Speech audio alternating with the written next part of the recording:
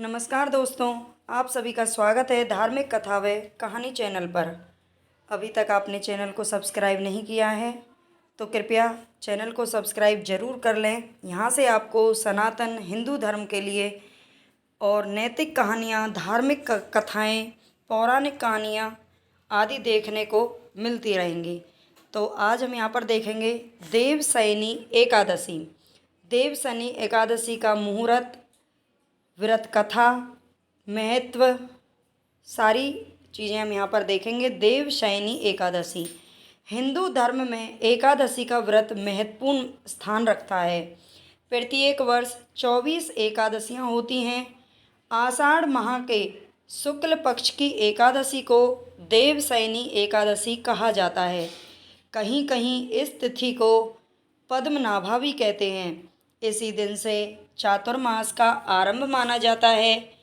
इस दिन से भगवान श्री हरि विष्णु क्षीर सागर में शयन करते हैं और फिर लगभग 4 माह बाद तुला राशि में सूर्य के जाने पर उन्हें उठाया जाता है।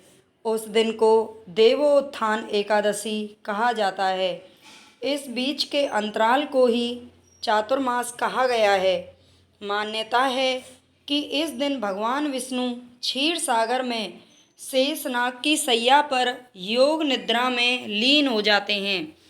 बाकी देव भी उनके साथ 4 महीने के लिए विश्राम करते हैं और 4 महीने बाद देव उठनी एकादशी के दिन जागते हैं। इस साल देवशयनी एकादशी 17 जुलाई 2024 को है। देवशयनी एकादशी का शुभ मुहूर्त 16 जुलाई 2024 को रात 8:33 पर प्रारंभ होगा, जो कि 17 जुलाई को रात 9:02 पर समाप्त होगा। देवशयनी एकादशी व्रत पारण मुहूर्त। देवशयनी एकादशी व्रत का पारण 18 जुलाई 2024 को सुबह किया जाएगा। देवशयनी एकादशी का महत्व क्या होता है?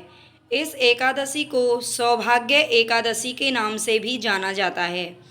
पद्म पुराण का कहना है, दावा है कि इस दिन उपवास करने से जानबूझकर या अनजाने में किए गए पापों से मुक्ति मिल जाती है। इस दिन पूरे मन और नियम से पूजा करने से महिलाओं को मोक्ष की प्राप्ति होती है। इस व्रत का बहुत महत्व होता है। ऋषि अंगिरा ने राजा माधांता को यह व्रत करने की सलाह दी थी। एकादशी व्रत के नियमों का पालन करने के अलावा व्रत कथा का भी विशेष महत्व होता है। मान्यता है कि देवशयनी एकादशी की कथा के बिना यह व्रत अधूरा माना जाता है। आइए जानते हैं कि भगवान विष्णु 4 महीने के लिए योग निद्रा में क्यों चले जाते हैं और इसके पीछे क्या कथा है। देवशयनी एकादशी व्रत कथा। पौराणिक कथा के अनुसार एक बार ब्रह्मा जी ने नारद जी को बताया था कि सतयुग में मानधाता नामक एक चक्रवर्ती राजा का शासन था। उनके राज्य में प्रजा बहुत सुखी रहती थी, लेकिन नियति को पलटने में देर नहीं लगती है। अचानक 3 वर्षों तक वर्षा नहीं होने के कारण राज्य में भयंकर अकाल पड़ गया। यज्ञ, हवन, पिंडदान, कथा, व्रत आदि धार्मिक क्रियाएं, कोई भी कार्य राज्य में नहीं हो पा रहा था। प्रजा ने राजा के पास जाकर अपनी व्यथा सुनाई। राजा मानधाता इस स्थिति से पहले ही बहुत परेशान थे और सोचते थे कि ना जाने किस पाप के कारण यह आपदा उन पर आई है। इस आपदा से मुक्ति के लिए राजा मानधाता अपनी सेना सहित वन की ओर प्रस्थान कर ब्रह्मा जी के पुत्र अंगिरा ऋषि के आश्रम में पहुँचे। ऋषिवर ने उन्हें आशीर्वाद दिया और उनके आने का कारण पूछा। राजा ने हाथ जोड़कर कहा, महात्मन, मैं धर्म का पालन पूरी ईमानदारी से करता हूँ, लेकिन इसके बावजूद भी पिछले 3 वर्षों से मेरे राज्य में बारिश नहीं हुई है और राज्य में अकाल पड़ा हुआ है। महर्षि अंगिरा ने कहा कि हे राजन, सतयुग में छोटे से पाप का भी भयंकर दंड मिलता है। आपके राज्य में एक शूद्र तपस्या कर रहा है जो इस युग में अनुचित माना गया है। इसी कारण आपके राज्य में वर्षा नहीं होती।